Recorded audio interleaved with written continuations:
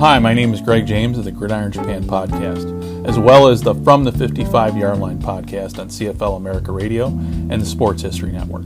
Welcome to USFL America Radio, where here in the first episode, Scott Adamson and myself sit down with Jeff Pearlman, the author of the best-selling book, Football for a Buck. If you're a fan of the original league or just a sports history fan in general, then hopefully you'll find this channel worth subscribing to, so I will not only interview those devoted to the preserving of the USFL's history, but I also intend to take a look back at those who played a part in the league, such as former players, coaches, owners, as well as team and league officials. In addition, you'll find here many public domain game replays and documentaries on what has often been called the $1 League. In addition to the original league, this podcast will also devote time to the reincarnation, in name only, of what I will simply refer to as USFL 2.0, and take a look at how the players and teams of today in this new league compared to those of yesterday, back when it seemed that spring football might just succeed. So thank you for listening, and please enjoy USFL America Radio.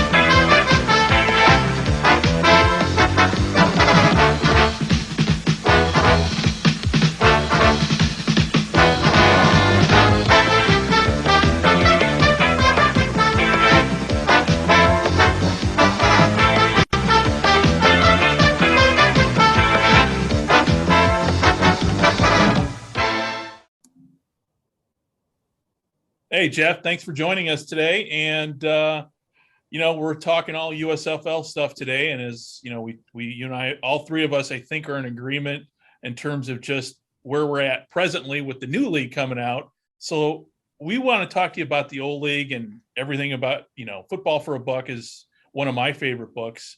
And I know it's one of Scott's favorites. And so, hey, that's why we're here. And, as the senior writer here, I will let Scott lead off with the first question today. Yeah, when I was reading your blog years ago, you had mentioned that I guess what led to your book about the USFL was a thesis that you did in high school. Mm-hmm. And I thought that was kind of interesting because when I was in college in 1980, I took a business class and we had to do a paper where we proposed a business. So I proposed a spring professional football league. I didn't realize that Dave Dixon had already done that. But when I read your blog and saw that you had written something about that, that was really fun to know that was kind of the jumping off point for you to really, take such a deep dive into the USFL. I just want to say, first of all, how do you know David Dixon didn't steal the idea from you? Ooh, yeah, that would be one of those time machine things. Exactly. Yeah, I was I'm probably like you guys. I was a huge USFL geek. Like I love the USFL and I was all about it. And I was in high school. Well, I remember when the USFL came out and I remember the cover of Sports Illustrated. And I'm not just saying this, I can picture it in my head right now. It was Herschel Walker, New Generals jersey, uniform, and it said hitting pay dirt. And that was the cover. And then you open the magazine and it was all the helmets in like a space-like background. And I used to, my parents wouldn't get Sports Illustrated because it was too expensive. So I used to go to the Mail Pack Public Library in my hometown. And I just remember opening that issue and being like, oh, whoa. And it's funny how like the things that do it for you when you're a kid, like things that now as we're older maybe wouldn't have the same holy cow, like mind-blowing experiences looking at these helmets and thinking like, wait, what? There's another league. They got Herschel Walker. Like that's insane. And so you fast forward, the league dies and it sucks. And I'm a senior in high school. My English teacher is a guy named Mr. Height. This is Mail Pack High School. And he says, we all have to do it was an AP English, I think. And it's like, we have to do a senior thesis. He called it a thesis. The thesis was 20 pages. That's to be 20 pages. And I pitched the downfall of the USFL. And he was like, I remember him being like, he was a sports fan, but he's like, do you really? Is that what you really want to write about? I was like, yes. And I handed in 40 pages, downfall of the USFL. And I just now, as an adult and as someone who's been an adjunct to professor, I always think of poor Mr. Height getting this 40-page paper. Like, I wouldn't want to read a 40-page paper written by me now, but 18-year-old me, I mean, can you imagine being this guy? I'm sure he's like, yeah, okay, that's good. That's good. B. Next. So that's how it started. And I've always paper how to made that experience. And I just want to say one thing I remember from that is I had, you guys have probably seen these, the old, I don't have one here, but the old USFL, they used to put out the sporting news used to put out an annual. Oh, yeah. USFL annual. Mm-hmm. Oh, yeah. Okay. On the back of them, weirdly, they had the phone number to the USFL offices, right? And in my little 18-year-old head, I just thought, I'm going to call and maybe someone will answer a phone. And this is 1990. So the league died 5 years, technically 4 years earlier. I remember calling the number and getting an answering machine message. Hey, you have reached the USFL. Leave a message. And I was like, hi, my name's Jeff Pearlman. I'm a senior. And I'm sure it's like, I really am sure, because they certainly weren't leasing offices in Midtown Manhattan anymore. I'm sure it was like an answering machine in somebody's basement, like whoever, Harry Usher's basement, somebody's basement. I never heard back. So I left multiple messages, never heard back. So this probably would have been the caretakers of what was left of the league, including the phone line and probably unused tickets. A couple of footballs, a few helmets without decals, Yeah.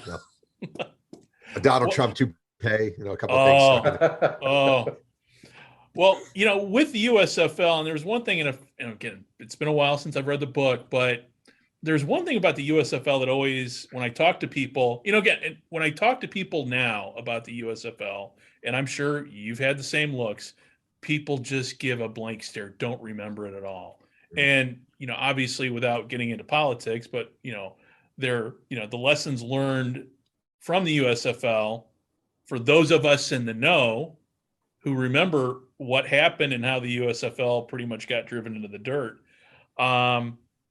So my question is in turn with history, there's one historical player in the USFL that I don't think gets enough attention, and that's my favorite, Howard Cosell. When you were doing your research and everything, did Cosell come up quite a bit?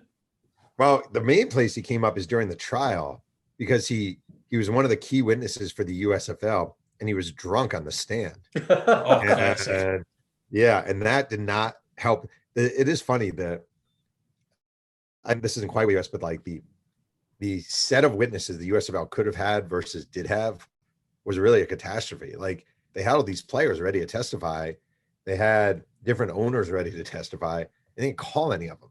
And this is not being political. That was Trump's strategy with Harry Meyerson and with Roy Cohn before that, the two attorneys, was Donald Trump's going to be the star witness. And then we're also going to they call it Al Davis. And Al Davis was kind of a train wreck too. And they called Howard Cosell, a drunk Howard Cosell. And instead of making it this really sympathetic case of this upstart league being stomped by the bully, which really their best play, if they were going to go through with this stupid lawsuit, that was their best play. We're an upstart. Right. The NFL is coming along and they're killing us and they're suffocating us.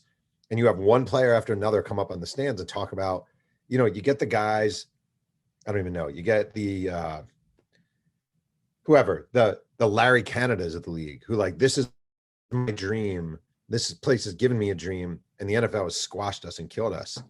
And they didn't do that. So they went with the drunk Howard Cosell, a belligerent Donald Trump, and a confused Al Davis and a couple of others, and they lost sympathy. So when I think of Cosell in the USFL, I think of him actually harming the league by being a crappy witness who didn't add anything.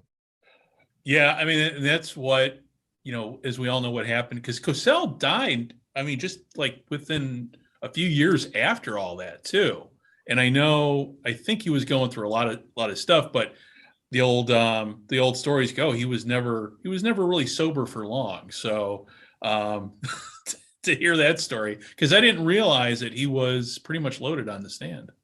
He died in 95, so it was about 10 years later. Okay. But that's not criticism, just so you know.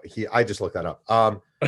The thing is, all right, if you really think about it, what's interesting is the three main witnesses, what they all had in common was enormous egos and narcissism. Again, that is not a political, I'm not trying to like dog on Trump as president. Right. I could if you want. I'd rather not. But if you think about it, like Cosell, huge ego. Al Davis, huge ego. Yeah. Donald Trump, huge ego. And when you have witnesses who make it about themselves, right? Like Trump was a very bad witness. And that, again, I say for a minute time, that's not me being political like years later.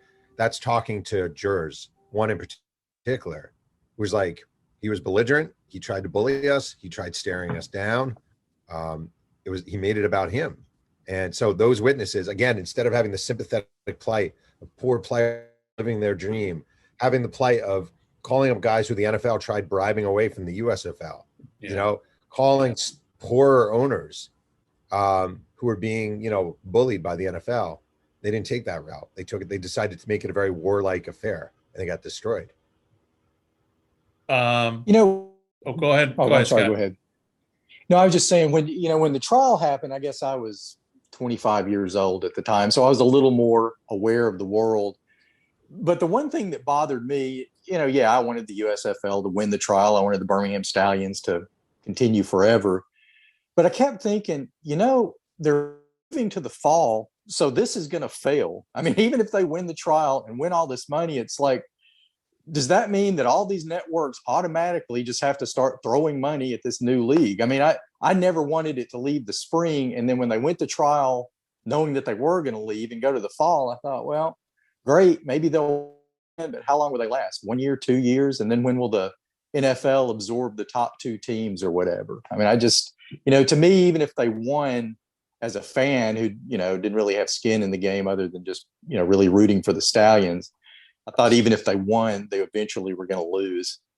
It was upsetting. When you were saying that, I was thinking like as a fan, not as a guy who wrote a book or a journalist. Like, it was just upsetting because it was so selfish. And so it was never about the good of the league long term. It really was about forcing a merger with the NFL. And right, I guess that's fine and whatever if that's your goal. But like, there were people like the three of us who love the USFL and actually really love the product. And there were guys, so many guys who this was their dream and they were getting paid to play professional football and they were loving it. And I would understand owners, like I would completely understand owners being like, I can't keep affording to lose money like this. I need to be out. Fine. But this idea that we're going to go to the fall. Okay, we're going to go to the fall. Half of our teams, more than half of our teams, are in NFL cities already. So that immediately, you can't have the Houston Gamblers and the Houston Oilers. You cannot win that. Certainly can't have the Pittsburgh Steelers and the Pittsburgh Maulers. You can't win that. Like you couldn't win. There's no win. And the thing that pissed me off about Trump, why I searched in the book, is he's basically lying to the other owners and saying, oh, I've talked to the TV guys and they all say this is going to be great. None of them said it was great. Like, they didn't want the three major networks did not want the USFL in the fall. And they were right. It was a stupid idea. Why would you broadcast USFL in the fall? From a fan standpoint, to this day, like I wrote that book with a lot of joy and a little bitterness. And the bitterness was because I felt like you want to, in your idealistic little kid mind, you want to think that they care about the fan and they care about you. And I don't think that was never about the fans. It was just about greed and wanting to be a part of the NFL. Right. And if did the USFL, was there an offer on the table for them to continue in the spring from any of the networks beyond 85? I mean, they had a deal with ABC and ESPN. They had the same deal they were going through, though. No one's going to change the deal. And they were trying to negotiate with the networks to obviously switch to fall. And ESPN and ABC had a strictly spring deal. So they still had a TV deal with the because the presumption was, is this going to continue in the spring? So once they decided to move the fall, though, all TV deals were dead. It was contingent on spring football. Right. So there was money coming in with the TV deal had they stayed where they were. Yeah, but it wasn't. The thing is, it wasn't like modern day TV money. Like, it was good money. It was a good deal. A lot of the owners thought that Chet Simmons, the original commissioner, didn't push hard enough to get a better TV deal. But I don't know. You're an upstart league with no track record whatsoever, and your games are being televised on ESPN and ABC. It's pretty freaking good. Yeah. Oh, and I remember looking when they, were still saying, okay, we are play in 1986 and we have our schedule. And I remember looking at the Birmingham Stallions schedule. Yeah. They had a game scheduled on Christmas Day, which in Birmingham, which would have drawn about 20 people. And they had several games that would be going to head against Alabama and Auburn football games. They were just trying to work around the NFL schedule. And it was just seeing that, I'm thinking this is a disaster. I mean, because really the Stallions, their last season, as much as it was great football, I think they only averaged like 25,000 fans a game. And if they had moved to the fall, you're probably dealing with 10, 12,000 people a game, maybe. I think one thing they didn't think about, or maybe they did and just didn't care, was so like a lot of people would point to that third season and say, well, attendance was down and blah, blah, blah.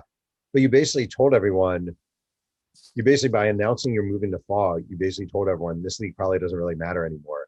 So, right. And that really reduces incentive to attend a game. When you think you're attending the game, you're basically attending a funeral. So like a lot of the USFL's best season football wise was 1985. You had the best players. It was really exciting. Some of those teams definitely could have been not great NFL teams, but average to slightly poor NFL teams. But in Houston, why am I going to go see the Gamblers when I know they're not going to be here a year from now? Like, why do I even care about this? Doesn't make any sense. Yeah, the last game that Birmingham played was against Baltimore in the playoffs. And the whole time I'm sitting at Legion Field, I'm thinking this most likely is the last time I'm ever going to see the Birmingham Stallions play. Yep. And, it was a brutally hot day in July or whatever, and there were only like 20,000 fans there. But I thought, man, this sucks. If this is their last game, this is a really sad way to go out. But it's for the reasons you mentioned. There were people who were already, I guess, sort of cutting their ties because they knew that the end was coming. I remember interviewing Joe Cribbs, who was a running back who came over from the NFL, really, really good player, former Auburn player. And he told me like that last season, it just didn't really feel like professional football atmosphere wise. And I think that was self-inflicted, and it's like you're Joe Cribbs and you're used to playing in front of 60,000 fans in Buffalo. And you come to this new league, and the first year he was there in 84 is great. And you feel it, you feel what's working here. And then 1 year later, it's just like a deflated balloon. Yeah, I was at the Stallions season opener in 84 was against the Generals at Legion Field, and I think it drew 62,000. Yeah. And that was just, to me, at that time in my life, that was the greatest football atmosphere I'd ever experienced, because the Generals had, Herschel Walker, Brian Sight, Stallions are coming on strong. They have, you had the hope that they were going to have a good season. And just being in that atmosphere with all those fans who were really into a great professional football game on a Sunday afternoon. I mean, that was, for somebody like me, I wasn't a kid anymore, but I was still young enough to really revel in being a fan. And that was just a tremendous experience. I'll tell you something interesting about that. So a year later, I had to look this up, but I remembered it. The third game of the season, the Generals were back in Birmingham. They played the Birmingham Stallions. And this is 85 now. And the New Jersey Generals have Doug Flutie as their, and they already had Sight, but Trump, he has to go for the golden whatever ring. So he goes for Doug Flutie, and he makes him the highest paid player in football history, which is obviously insane. And he was interviewed by Keith Jackson before the game. And Donald Trump was talking about how you can already see Doug Flutie is paying all these dividends. Look at this crowd. This is amazing. This is Doug Flutie. And the crowd was 20,000 smaller, I think, than the year before Generals visiting Birmingham. It was just all a freaking con, it was like just a con. And I used to say, when I was researching the book, was when Trump was talking about the wall, building the wall, build the wall, right. Build the wall. And Doug Flutie, I always say, was the wall before the wall, because Donald Trump signed him and then sent a letter to all the other owners saying, you should be paying. You pay for Doug Flutie, because I brought him here, but it's great. It's great. I've got him, but you're going to pay for him. And kind of like Mexico, the rest of the owners are like, yeah, I don't really think so. We're not paying. Yeah. Well, it's funny you bring that up during that whole campaign. So I would sit down and we would talk politics, and I'd be like, you know what, this whole wall idea has been brought up before. And I brought up your Doug Flutie, your book and about Doug Flutie. And it's amazing, just like the disconnect on generations. I mean, so we're all of the same age. We remember high school. I mean, but the younger generation, the lessons of the USFL and bringing that up, they're like, what? No, can't be true. And I mean, your book got, at least my copy of your book got handed around quite a bit for people to read about. This is history. This is why sports history, at least in 2016, mattered. But the whole issue of him, I mean, realistically, what did the owners the owners, if I remember correctly, the owners basically told Trump basically to go screw himself. I wasn't going to use screw, but yes, they actually said the word that rhymes with puck. Yeah, of course they did. It was ridiculous, but it's weird though. It is interesting. I'm not judging anyone if you're a Republican or Democrat, truly. Right. In that little vacuum of time, his ability to sort of bully people into doing what he wanted and run over people to do what he wanted, in my opinion, is probably the number one factor for the USFL. Is he has this Svengali type ability to get people to do what he says and to convince people this is the way to be. And I'm going to bully you and bully you and bully you. And that was the thing he did really well. I'm going to hammer this and hammer this and hammer this point over and over and over again until you guys agree. And the guy, I have his letter literally hanging on my wall here, is the John Bassett letter. Oh yeah. Love John Bassett. Love John Bassett. John Bassett was I always say another parallel, like John Bassett, the owner of the Tampa Bay Bandits, was the one guy really willing to stand up to Trump and who saw through the BS. And when John Bassett was diagnosed with a brain tumor, I think Trump just saw it as an entranceway to stomp all over this guy, which he did. Yeah. And years later, when John McCain, also a guy willing to stand up to Trump, was diagnosed with a brain tumor. Right. I saw what Trump did. He was as unsympathetic as a human being can be. It remains that way. And there's just so many parallels. Weird working on the book as he was running. And the funny thing is, I just want to say, I've been wanting to write this book for years. It ended up, people are like, oh, did you plan it? No, nothing to do with Donald Trump running for president. It was just the weirdest timing that this long ago owner became president of the United States. Right. Go ahead. Go ahead, Scott. I'm sorry. No, I was just saying, one of the things that Bassett, he owned the Birmingham Bulls in the World Hockey Association. So he was kind of, so had developed a lot of fans, down here even before the USFL. But yeah, that's one thing that, Trump has always been vile, and the way he treated Bassett was horrific. But, looking back, I always wished, God, if there were just 3 or 4 owners with the balls of Bassett, who knows, maybe things would have turned out a little differently. Wait, and I swear to God, I guess I will get a little political. I think that same thing about Liz Cheney now. If there were just 3 or 4 more people like Liz Cheney who are willing to stand up and not be bullied. I can't stand the bullying. Like, that's the number one thing I can. I hate it with the USFL. I hate it now in politics. I hate that people give in to bullies. I hate it with my kids in school. I hate the bullying. And I feel like what he did in the USFL was really bully these other owners. And it's amazing because they were wealthy men. It was a time period, they're all white men, older white men who had success in real estate or this or that or that. And he just came along, and he was younger than most of them, but he had that I'm from New York, I get it. He had that like New York brashness and that, hey, screw you, and this is what we're doing. And he would dress you down, and you'd have these genteel owners who are like, whoa, and I guess I got to listen to this guy. And all right, I don't want to cause any. And all of a sudden you turn around and they're moving to fall. You're like, what, how did that happen? The owner of the Pittsburgh Maulers, Eddie DeBartolo Sr., voted yes to move to the fall. What does that tell you? Like, there's no Jerry Argovitz, Houston Gamblers owner, voted to move to fall. Like, do you realize there's another football team that plays in this stadium, right? In the fall, that has a guy named Earl Campbell that's much more popular than you are. Like, what is this ridiculous? Well, and it boggles the mind. I mean, their only hope, obviously, was the lawsuit, winning that lawsuit. And of course, we all know, hindsight looking, there was no chance in hell they were gonna win it. But were they that short-sighted in the sense that they couldn't see beyond, 5 feet in front of them, that they were bound to lose it no matter what? I think you had different things. I don't think Trump really cared either way. He's called, you saw the 30 for 30 that Mike Tolan did. Like, he dismissed his small potatoes. And I think to him, if he won, he gets an NFL franchise. That's awesome. And if they lose, it's just another investment to me. I don't care. But with that, I do think. Go ahead. But with that said, Pete Rozelle was the commissioner at the time, and Pete Rozelle made it very clear he was not getting into the NFL. Correct. But he was, again, I would say, if you want to look at Trump's keys to success, I actually say this sincerely. Yeah. The guy doesn't take no for an answer, and he charges ahead. And so Rozelle says, you and your heirs will never be a part of the NFL. And he basically, like, it's kind of weird actually in a way, like he doesn't even hear it. It's kind of keeps going and keeps charging ahead, you know.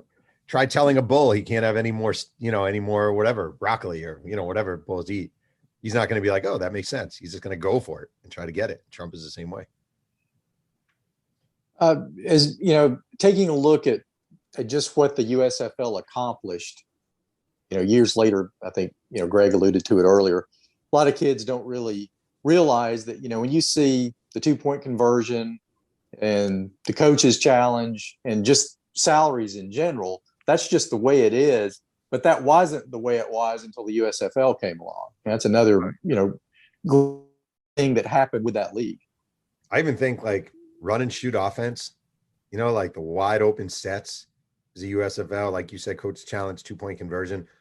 Also just the influx of players, about 200 guys from the USFL wound up on it. I always say that the cool one, I have to remember to get the names right, but when the Washington Redskins beat Denver Broncos in the Super Bowl in, I think it was 87, Doug Williams, former Oklahoma Outlaw, was a quarterback. Touchdown, he threw 4 touchdown passes in that game. Kelvin Bryant, Philadelphia Baltimore Stars, caught one. Ricky Sanders caught one.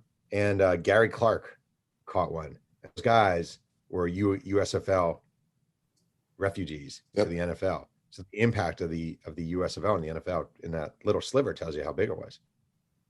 Right. I mean, it was high quality football. That was the one thing I remember, you know, growing up watching the game. It's like, yeah, these guys can play. I mean, it's different, you know, watching, say, you know, what the XFL was in 2001 when you realize, you know, these guys couldn't even, you know, couldn't even make the practice squad on most players. But it was high quality football for the 3 years it was there.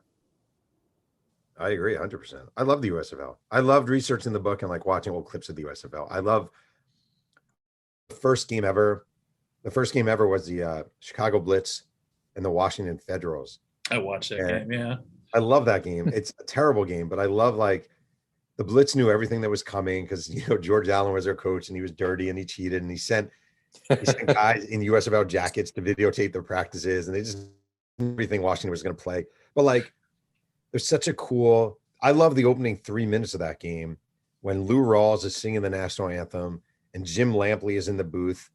Yeah. He's basically saying, I don't know what's going to happen, but we'll take a shot on spring and see how it goes. And I remember being a kid. I really remember being a kid. Just someone the other day, it's like music, food, and sports are 3 things that can take us back. Where all of a sudden you hear something, you see something, and you just have that feeling again. It just overtakes your body.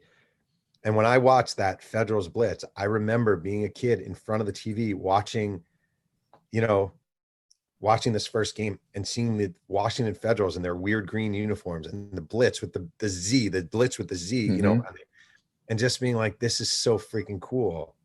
So I love that. I love that. I love that YouTube has so many of those games on TV. And speaking of, since we're all logo. Oh, go ahead, Scott. I'm sorry. I'd like where this. I just saying since we're all logo nerds, I was at the first Monday night game, which was the Stallions when they hosted the Michigan Panthers.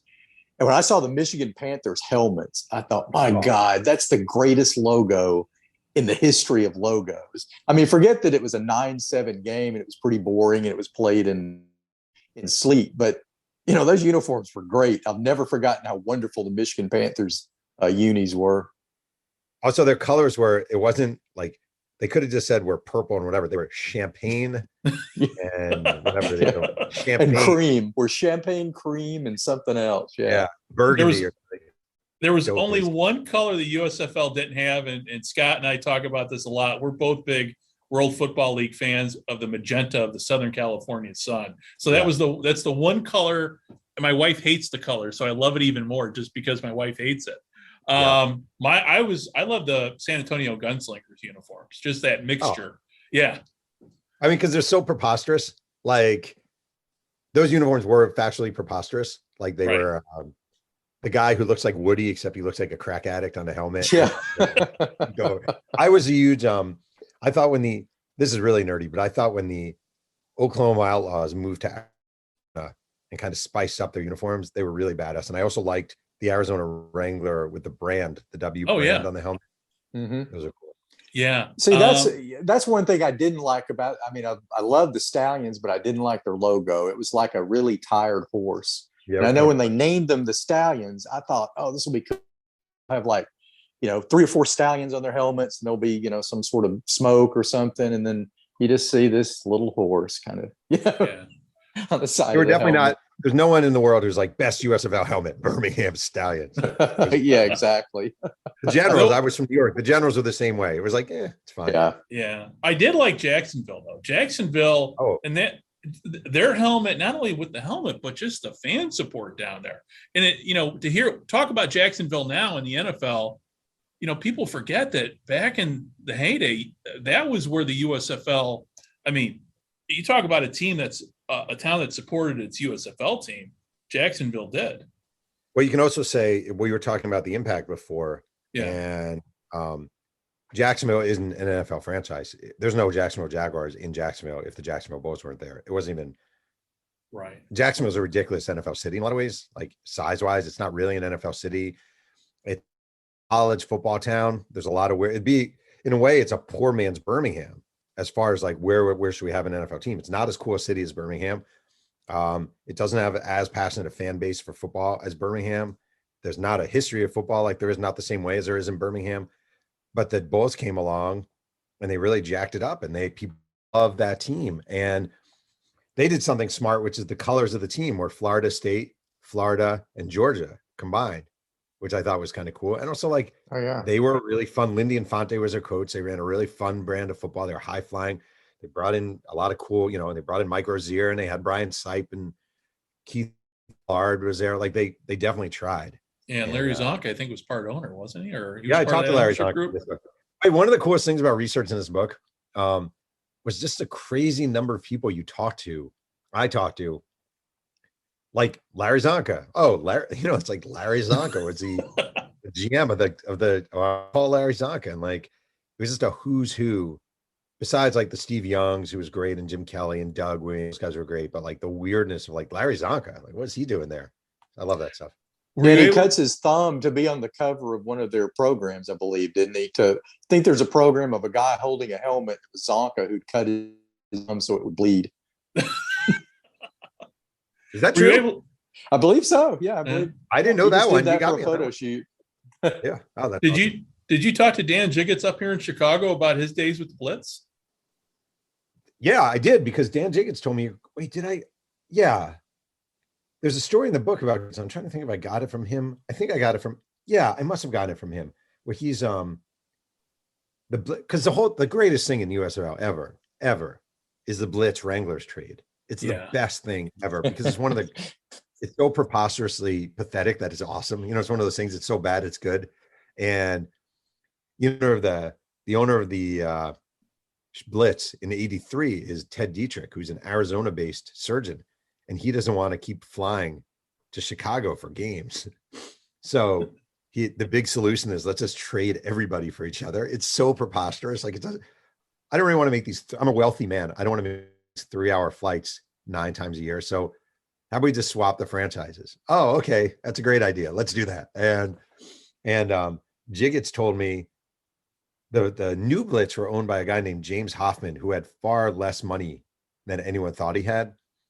And the new Blitz were terrible. They were the old Wranglers. They were a terrible team. Marv Levy was the coach. Yep. Marv Levy was unaware that he was taking over this crappy team. He thought he was getting the good Blitz. He had no idea. He just hired to coach the Blitz. He looks at the paper. He's like, oh, they were pretty good. They were 12-6 last year, or whatever they were. And Dan Jiggets told me after, I think it was the third game, maybe, walking off the field talking to James Hoffman, who's the owner of the team. And Hoffman's like, yeah, I'm taking off. And Jiggets is like, oh, where are you going this weekend? He's like, no, I'm done. What do you mean?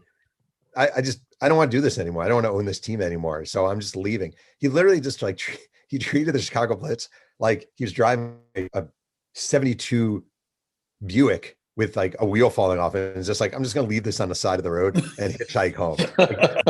Just dump the team, and the league had to take over. Free to good home. And the best part is the GM of the team. Then I forgot what led to this, but he's in his office calling different local sports radio stations. He's locked in his office. I think he'd just been fired after Hoffman left. And he's basically calling everyone going like, this place is crazy. This place is crazy. I got to get out of here. This place is crazy. It's like the best. They almost got Walter Payton. Walter Payton almost signed with the Blitz before that year. Really? Which would have been a disaster because they offered him money they couldn't pay. So Wow. Walter Payton was about to break the NFL's all-time rushing leader. If there's one guy who shouldn't have gone to the USFL, it's Walter Payton. Right. Well, they got Vince Evans, if I recall. I would say Vince Evans is no Walter Payton. Right. True. And he almost jumps, and he wouldn't have broken the. Well, he probably. I mean, I don't know what would have happened. He would have 5 games. The checks wouldn't have cleared, and he probably would have gone back to the Bears. Yeah. And then of course there's the Gunslingers too. I mean, your stories about the Gunslingers it's a chapter unto itself, which is fascinating to read. And it's no wonder why the NFL hasn't tried going back to San Antonio after reading that chapter. I mean, the best thing. Yeah, what was it that? Oh, go ahead. Yeah, it's like I know. I'm just saying, it wasn't that the one where Neuheisel was talking about how when it was payday, everybody just made a mad rush to the bank just to make sure that there was money there. The best thing sometimes when you these things, you find little nuggets of information, and you're like, that is the best thing ever. The San Antonio Gunslingers once put a guy on the injured list because he slammed his penis in a trunk. Oh God. Oh, there's a lot to unpack there. Wait, the Gunslingers signed a punter because the owner of the team, he was the owner's ranch hand, and he had punted in high school. His nickname was Bucky, and the owner was dissatisfied with the punter they had at the time. So he signed the ranch hand and forces him. Jim Bates was a coach and says to Jim Bates, here's your new punter. Jim Bates says, who is this guy? He's my ranch hand, but he was really good in high school. And then he shows up in practice and he can't punt more than like 15 yards without the thing shanking off his foot. Oh, geez. I love everything about that team. That team, that could be a movie. That could be a book unto itself. I don't think enough people would buy it for it to be a sustainable book, but. Well, it almost sounds like a plot line. What was it? North, it was one of those. North Dallas 40. North Dallas 40. Yeah, something. Yeah. Or a million movies. It's a million movies. It's Major League. It's North Dallas 40. It's the Replaceables, whatever that was called. Yeah, it's a million of those movies. Yeah. It's real. Now with that said, I mean, there were other franchises, and the Denver Gold. I mean, when you had with the Denver Gold, that was a pretty stable franchise, wasn't it? It was. First 2 years, they were great. They were the first team in the USFL to make money, actually. Yeah. I think they were the only team in '83 who turned a profit. Okay. And also they went about it a very wise way. If you look at the Denver Gold and you think, oh, who's the big player in the Denver Gold? Harry Sidney, probably. Like they had Vince Evans for a while, Bob Gagliano. Like they weren't going after huge stars. And that was a smart way to go. Slow and steady wins a race. And they had Red Miller too. I think he was coaching it. Then Craig Morton coached it too. Yeah, Red Miller got fired after trying to strangle the general manager. Never a good idea. Never a good idea to try to strangle the general manager. But yeah, the Denver Gold were great. But then the third year again, attendance plummeted because you're not going to be watching this team next year because you're not going to pick them over the Broncos to play in fall football. So yeah, and then talking about Denver, that first title game out in Denver, I didn't realize that there was a riot after the game until I read your book. It's the best. I'm telling you that the joy of research is like you're going along and you think and then you realize you don't know. Like I didn't remember that at all. And then I old New York Daily News clip about people rioting. And then you start talking to people. I talked to a woman who was the publicist for the USFL, and she's in the press box working it's a post game, and she's handing out in post game in a press box. You hand out sheets with stats and information, and someone's like, "There's a riot on the field," and she's like, "What?" And she turns around. There's like police hitting kids with billy clubs and like dogs, and this is like it's so USFL. Like this is USFL's great moment. This game was awesome. You have this definitive moment of Anthony Carter leaping into the end zone and scoring on this, jolt down the field. Bobby Hebert hitting him with it. The two great teams of the USFL, two legitimately great football battling back and forth. Sam Mills and, all these guys and Chuck Fusina and Kelvin Bryant. It's this great game. It's nationally televised. The Super Bowl at the time, the Super Bowls one after another were not competitive. Right. This game was super competitive. It was beautiful. Mm-hmm. And then there's a riot on the field. Yeah. And then you read the next day stories, and a lot of them are about Roosevelt held its first championship game yesterday, marred by a riot that took place immediately after. It's like, oh, yeah, it's funny. Oh man. Yeah. And, but yeah, but then, so they, what was it in 84 they had, where was the title game in 84? Wasn't that, that wasn't in Denver and that wasn't in New Jersey. They played that. It was in Arizona. Wasn't it Arizona? No, Arizona played. You're testing me here. I would think of it, but I'm not sure. Yeah. So were there any other incidents like that after, that riot after the first title game? Were there anything, crowd wise, anything that comes to mind that happened after that? One of the best is, I was trying to look up what the championship game was. One of the best was Cliff Stout returns to Pittsburgh. You're Cliff Stout of the Birmingham Stallions. Oh yeah. Returns to Pittsburgh to play the Maulers in the second season. And Stout was hated in Pittsburgh. He'd been Bradshaw's backup. Started, then he sucked. Then he went to the Stallions, and Steeler fans were like, how dare this guy? So they all show up with Cliff Stout went into town and like checked into his room without using his name because he was really nervous about. And it's an icy cold day in Pittsburgh. And the game it wasn't a sellout, but it was close to a sellout just because Cliff Stout was coming back. And during the game, they're throwing ice chunks at him and they're throwing frozen beer bottles at him. And it was a total, complete disaster. And then at the end of the game, I think at the end of the game, the Maulers coach, Joe Pendry, went to his car and the tires were slashed. It was a very Pittsburgh. Man. It did not work out that well. Oh, wow. Wow. Oh, wow. Yeah, no, it's amazing too. Just the difference in time. It's been 40 years since then. And yeah, you don't get those stories today. We've got crap that happens all the time, but the stories in your book were just, literally, like you said, the USFL, the whole story of the USFL could be a movie unto itself with those stories. I agree. I just want to say championship game was played in Tampa. I don't know why I didn't remember that. Oh, that's right. Okay. Gotcha. Yeah, it's great. And the thing is, I just don't think we talked early about, and before you started recording, about the quote, new USFL. Yeah. And I guess the thing I feel about this, because I have gotten asked about it a decent amount. It's like saying it's like if the members of KISS all died and they took Gene Simmons and Paul Stanley makeup and put on two guys who sang like them. This is just an example. Right. And you're like, KISS is back. KISS is back.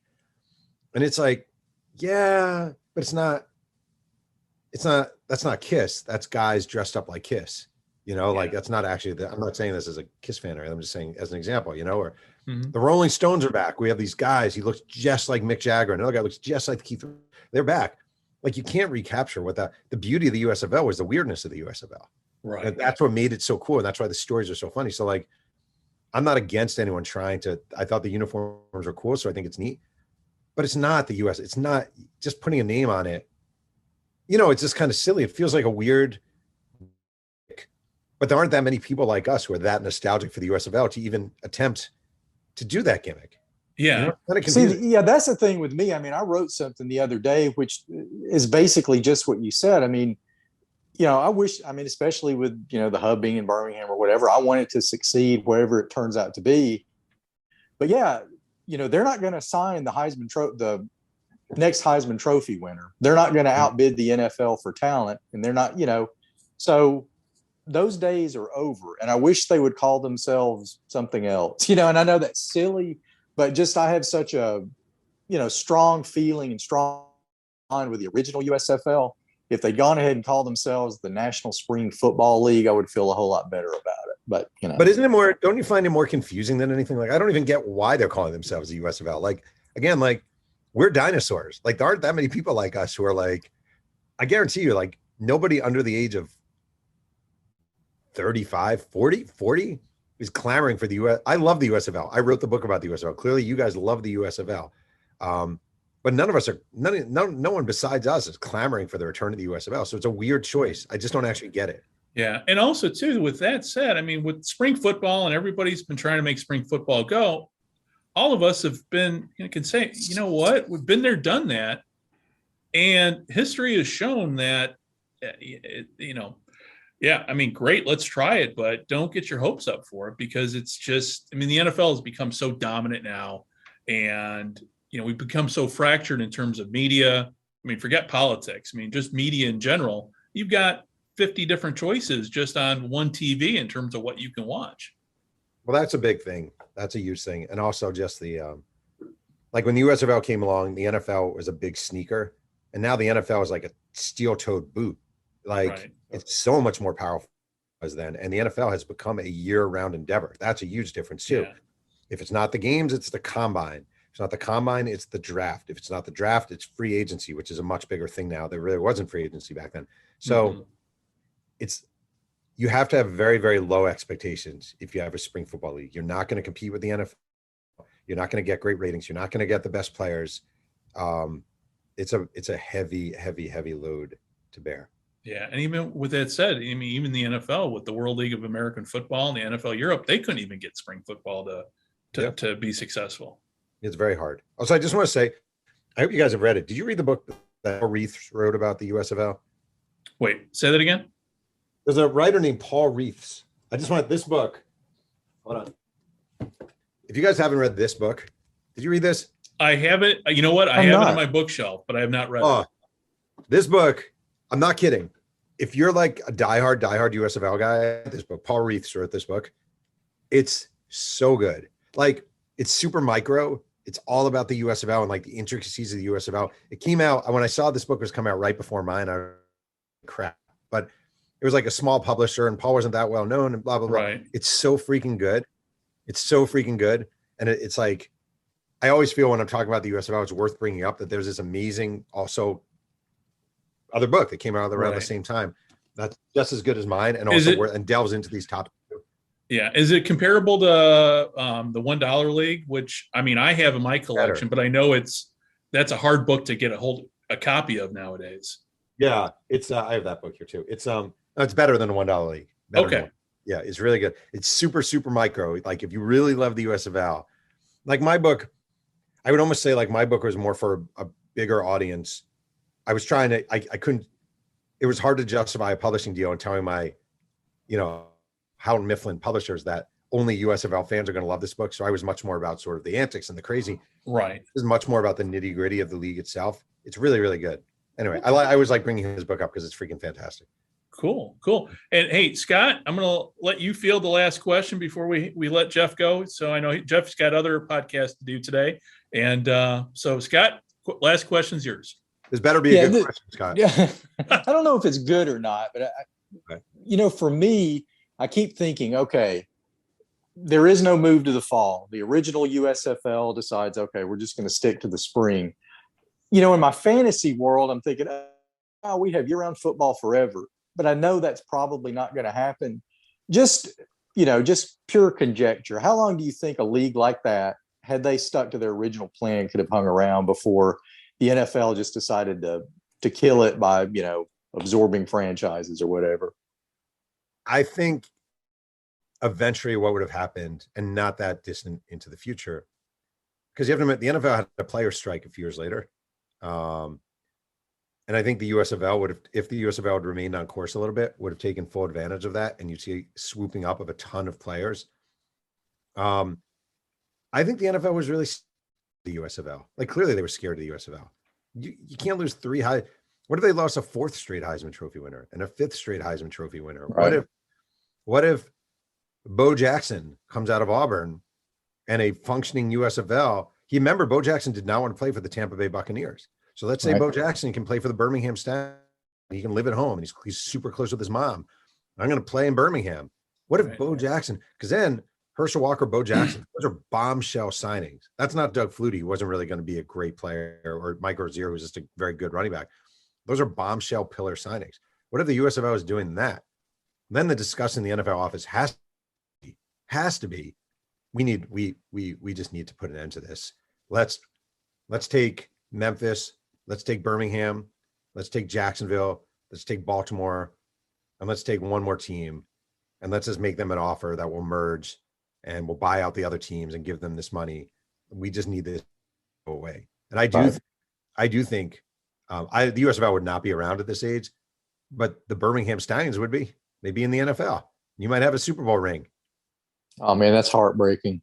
Yeah. Fun to think about, but still heartbreaking. It was really, I mean, the funny thing about Trump challenging the NFL is he did it way too early. Right. He just did it too early. I mean, he did it wrong a million different ways, but they weren't ready yet to challenge the NFL in the way they did. And it turned into a disaster. Right. Right. Yeah. So they had pretty much, I mean, a couple more seasons, it could have happened. I think so. I think so. Yeah. Well, Jeff, with that said, hey, thank you very much for joining us. And what do you have before we let you go? What do you got? First of all, where everybody can find you, and what do you got coming out next? Because I know when I first reached out to you, you were working on something. I alluded to him. I'm doing a Bo Jackson biography. Oh, that's right. Okay. Yeah. Sorry. So, yeah, and I have a podcast called Two Writers Sling and Yang, and I have a Substack newsletter at Pearlman.substack.com. That's it. Easy peasy. Cool. Yeah. Cool. And you've got some other great books too, I've read. And I know, you've got the one on Brett Favre is a great one. Oh, thanks. Yeah. Wait, true story about this. I just want to say the publishing house did not want a USFL book. And because I pitched it, rejected, didn't want it. And I said, what if I do a Favre book? If I do a Favre book for a little less money, will you give me a deal to do the USFL book?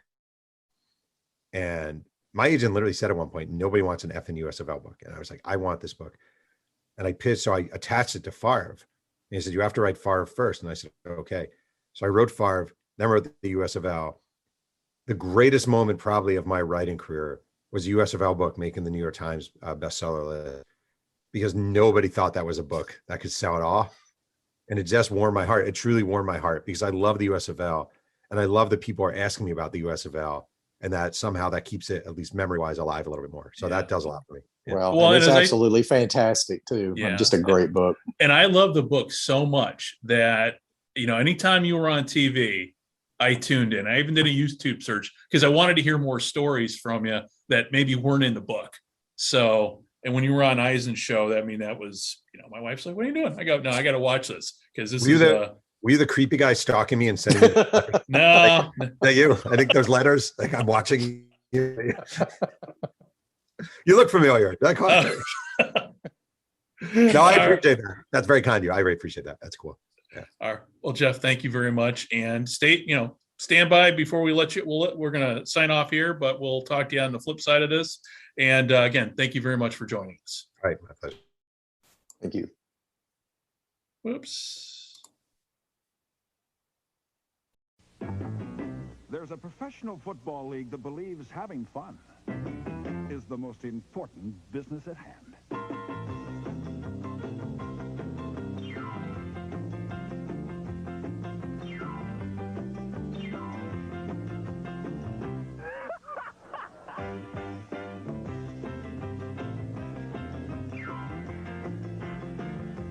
The USFL, where football is still a game.